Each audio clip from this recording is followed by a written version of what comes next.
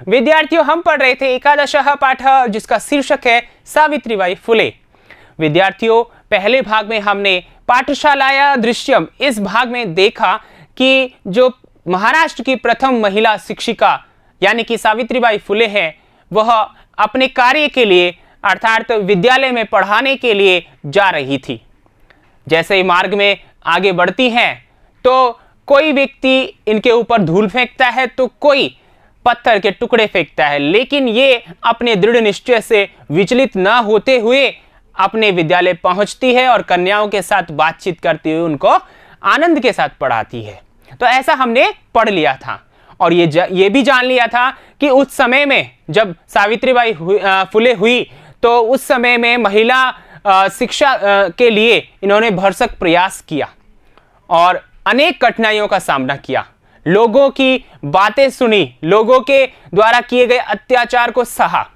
ठीक है, इन सभी तमाम मतलब घटनाओं को सहते हुए वो आगे बढ़ी और अपने दृढ़ निश्चय के साथ बालिकाओं को पढ़ाती रही। तो आइए विद्यार्थियों, आज हम इस भाग में लेकर आए हैं सावित्रिया जीवन चरितम, अर्थात सावित्रीबाई फुले जो है, ठीक है ना, सावित्रीबाई फुले जो है, इनका जीवन चरित्र कैसा रहा, ये कहाँ जन्म इन्होंने लिया, इनके माता पिता कौन थे, इत्यादि सब हम इसमें पढ़ने वाले हैं। तो आइए विद्यार्थियों, इस महत्वपूर्ण भाग को हम प्रारंभ करते हैं। लेकिन प्रारंभ करने से पूर्व पिछले वीडियो के कुछ 2 प्रश्न आपको मैं देके गया था, तो आइए उनके उत्तर की जांच करते हैं। उम्मीद करता हूं कि आपने उत्तर लिखे होंगे, सही लिखे होंगे। देखिए, पहला प्रश्न था अपना, स्वदृढ़ निश्चयात का न विचलति, अपने दृढ़ निश्चय से कौन विचलित नहीं होती। तो आप सभी को पता है कौन, सावित्रीबाई फुले। ठीक है, तो अब यहां पर देखिए, इसको आप इस प्रकार भी लिख सकते हैं विद्यार्थियों, केवल आप लिख सकते हैं सावित्री। ठीक है, इतना भी आप लिख सकते हैं। एक चीज और ध्यान रखिएगा, एक पद यहां पर एक पद में उत्तर पूछा है, इसलिए हमने ऐसा लिखा, और यदि ऐसा नहीं पूछते तो का के स्थान पर हम ये उत्तर लिखते और पूरा प्रश्न वैसे लिखकर पूर्ण विराम लगाते। आगे बात समझ में। ठीक है, आगे देखिए, महाराष्ट्र से प्रथमा महिला शिक्षिका का आसीत, महाराष्ट्र की पहली महिला शिक्षिका कौन थी। तो यह भी एक पद में उत्तर देना है, कौन थी विद्यार्थियों, सावित्रीबाई फुले। तो हमारा उत्तर क्या हो गया, सावित्रीबाई फुले। यहां पर भी आप सावित्री लिख सकते हैं। ठीक है, समझ में आ गया। आइए आगे चलते हैं अपने पाठ की ओर, और पाठ है अपना सावित्रिया जीवन चरितम, यानी ये जो दूसरा भाग है वह। तो यहां इस गद्यांश में देखिए, हम जानेंगे इनके जीवन के बारे में।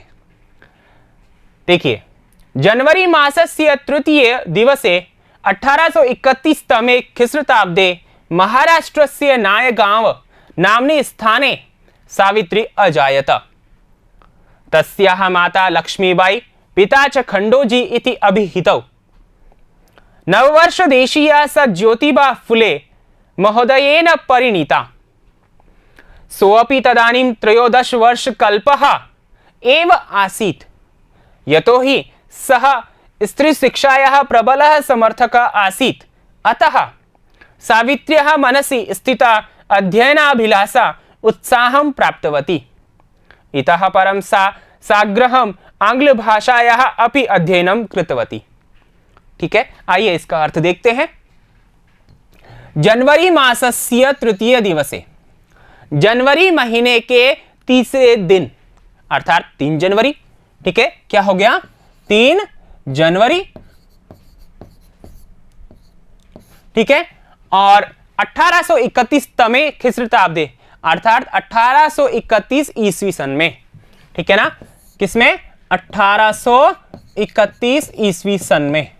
ठीक है, 3 जनवरी 1831 ईस्वी सन में। ठीक है, महाराष्ट्र से नायगांव नामनी, महाराष्ट्र के नायगांव, ठीक है ना, नायगांव नामनी स्थाने, नामक स्थान पर। ठीक है, किस जगह हुआ, महाराष्ट्र का नायगांव है, एक जगह का नाम है, वहां पर सावित्री अजायता, अजायत का मतलब पैदा हुई, जन्म लिया सावित्री ने। ठीक है, तस्याह माता, उसकी जो माता है लक्ष्मीबाई, माता का नाम क्या था, लक्ष्मीबाई। पिता च, और पिताजी जो थे खंडोजी, ठीक है ना, उनके पिताजी का क्या नाम था? खंडोजी। माता का नाम लक्ष्मीबाई और पिता का नाम खंडोजी इति अभिहितौ, ऐसे कहे गए हैं। अर्थात इनके माता पिता का नाम क्या कहा गया है? माता का नाम लक्ष्मीबाई और पिता का नाम खंडोजी कहा गया है। अभिहितौ का मतलब कहे गए हैं, ठीक है ना। आगे देखिए विद्यार्थियों, नववर्ष देशिया 9 साल के उम्र वाली या 9 साल की, ठीक है। सा ज्योतिबा, सा यानी वह कौन? सावित्रीबाई, ठीक है ना। सा का मतलब सावित्रीबाई है। यहां पर सा का मतलब अर्थ वह होता है, लेकिन यहां सर्वनाम की जगह संज्ञा शब्द सावित्रीबाई ये हमें लेना है। तो वह सावित्रीबाई जो है जब 9 साल की थी तब ज्योतिबा फुले महोदय के साथ परिणीता ब्याही गई, यानी कि ज्योतिबा फुले के साथ उनकी शादी हो गई। किनकी? सावित्रीबाई की। सावित्रीबाई की शादी ज्योतिबा के साथ हो गई, ठीक है। कब हो गई? जब वह 9 साल की थी। और आगे देखिए, सो अपी, वह कौन? ज्योतिबा फुले, ठीक है। तदानीम, उस समय, जिस समय उनकी शादी हुई थी उस समय 13 वर्ष कल्पहा, केवल 13 साल के थे। एव आसीत यानी थे, केवल 13 साल के ही थे। यतोहि, क्योंकि सह स्त्री शिक्षा के प्रबल अत्यधिक समर्थन करने वाले, स्त्री शिक्षा का मतलब स्त्री शिक्षा को समझने वाले, उनका सपोर्ट करने वाले आसित यानी था, ठीक है ना। अतः इसलिए सावित्र्या मनसी, सावित्री के मन में स्थित अध्ययनाभिलाषा, पढ़ने की इच्छा, ठीक है ना। उन सावित्रीबाई के मन में स्थित पढ़ने की जो इच्छा है वह उत्साहम प्राप्तवती, उत्साह को प्राप्त कर ली। अर्थात उसकी जो मन की अभिलाषा थी पढ़ने की, वह उत्साह को प्राप्त किया उसने। अर्थात उसको उत्साह जागृत हो गया, इच्छा जागृत हो गई कि मैं अब पढ़ाई पूरी कर सकती हूं। इतः परम, इसके बाद, इतः यानी इसके, परम यानी बाद या इससे आगे, सा वह साग्रहम, सा यानी वह कौन? सावित्री। साग्रम यानी आग्रह के साथ, निवेदन पूर्वक, आंग्ल भाषा का भी यानी अंग्रेजी भाषा का भी अध्ययनम कृतवती, अध्ययन किया। यानी उसने आग्रह के साथ ज्योतिबा से आग्रह किया और आग्रह के साथ, ठीक है ना, उसने आंग्ल भाषा यानी अंग्रेजी भाषा का भी अध्ययन किया। ठीक है विद्यार्थियों, तो इस गद्यांश में हमने क्या पढ़ा? इस गद्यांश में हमने पढ़ा विद्यार्थियों कि सावित्रीबाई का जो जन्म है वो कब होता है? 3 जनवरी 1831 ईस्वी को। कहां होता है? महाराष्ट्र के नाय गांव में, जो नाय गांव है वहां पर, ठीक है ना। और उनके माताजी का नाम लक्ष्मीबाई, उनके पिताजी का नाम खंडोजी, ठीक है ना। और यहां पर उनका विवाह भी हुआ, तो किसके साथ हुआ? ज्योतिबा फुले के साथ। जब वह 9 साल की थी और ज्योतिबा कितने साल के थे? 13 साल के थे, तो उनका विवाह हो गया, ठीक है। और अंत में यहां पर हमने देखा कि जो सावित्रीबाई है, उन्होंने जो मन में उठी पढ़ाई की इच्छा है उसको पूरी करती है और अंग्रेजी भाषा का भी अध्ययन करती है। ठीक है विद्यार्थियों, समझ में आ गया ना? आइए आगे चलते हैं। आगे देखिए जो हमने पढ़ा है उसके कठिन शब्दार्थ। अजायता पैदा हुई या जन्म लिया, अभिहितौ कहे गए हैं, नववर्ष देशिया 9 साल की, परिणीता ब्याही गई, विवाह हुआ, ऐसा भी आप कह सकते हैं। सो अपि, यहां पर देखिए स धन अपि, संधि विच्छेद हो गया और यह संधि विच्छेद हुआ है विसर्ग संधि के अंतर्गत। एक भाग है विसर्ग संधि का, उत्व संधि, वो यहां पर हुई है, ठीक है। वह भी तदानीम, उस समय, 13 वर्ष कल्पः 13 साल का, यतो ही क्योंकि, प्रबल अत्यधिक, अध्ययनाभिलाषा अध्ययन पढ़ाई की इच्छा, ठीक है ना। अध्ययन धन अभिलाषा, यहां पर दीर्घ संधि है। साग्रम आग्रह के साथ या निवेदन पूर्वक, कृतवती यानी किया।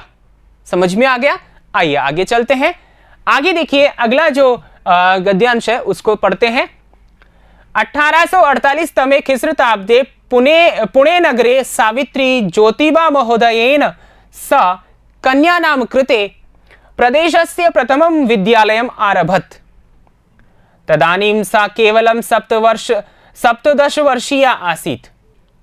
ठीक है, 1851 तमे ख्रीष्टाब्दे अस्पृश्यत्वात् तिरस्कृतस्य समुदायस्य बालिकानां कृते पृथक्तया तया अपरः विद्यालयः प्रारब्धः। इसका अर्थ क्या है, ध्यान से सुनिए, समझिए, देखिए।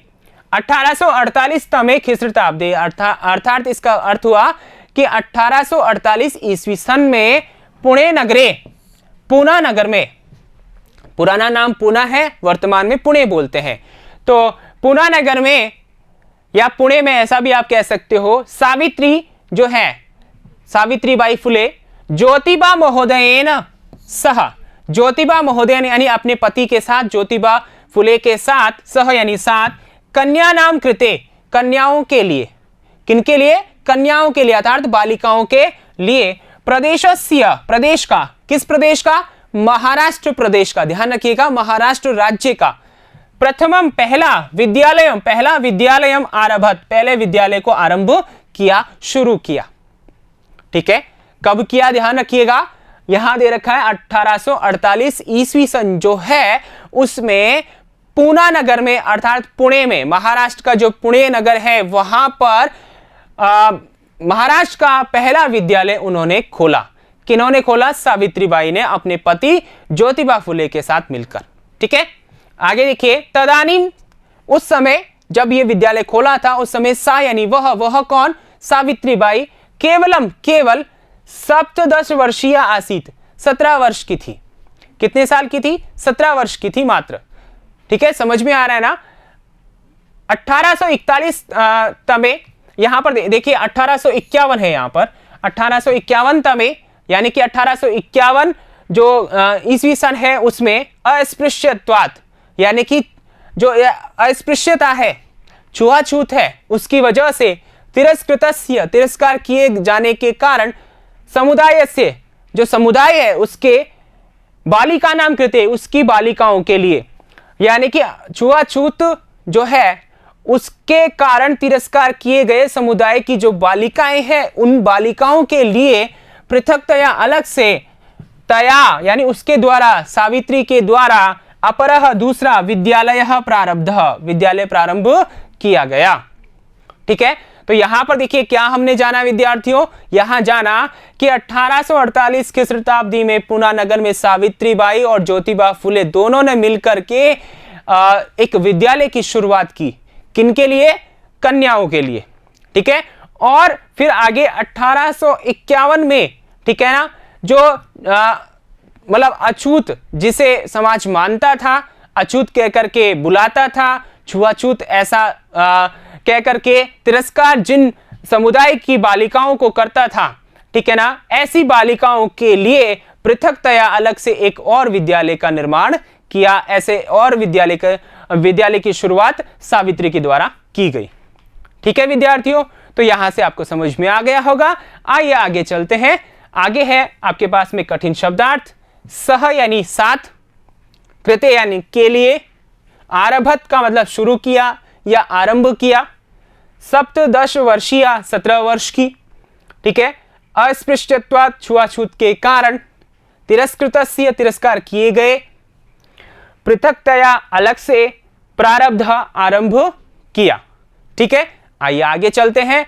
आगे अपने पास में है मूल्यांकन प्रश्न, जो हमने ये 2 गद्यांश इस भाग में पढ़े हैं उसके कुछ प्रश्न हैं जो कि आपको अपनी उत्तर पुस्तिका में देना है, उत्तर लिखना है। तो आइए शुरुआत करते हैं। पहला प्रश्न है सावित्री कुत्र अजायत। ठीक है, दूसरा यहां पर देखिए निर्देश नहीं है प्रश्न का, तो आप पूरे वाक्य में आंसर लिखें। दूसरा है सावित्री कदा अजायत। ठीक है, कुत्र अजायत, कदा अजायत। ठीक है, दोनों में अंतर है। फिर तीसरा है सावित्र्या पितरौ कौ आस्ताम। ठीक है ना, समझ में आ रहा होगा प्रश्न।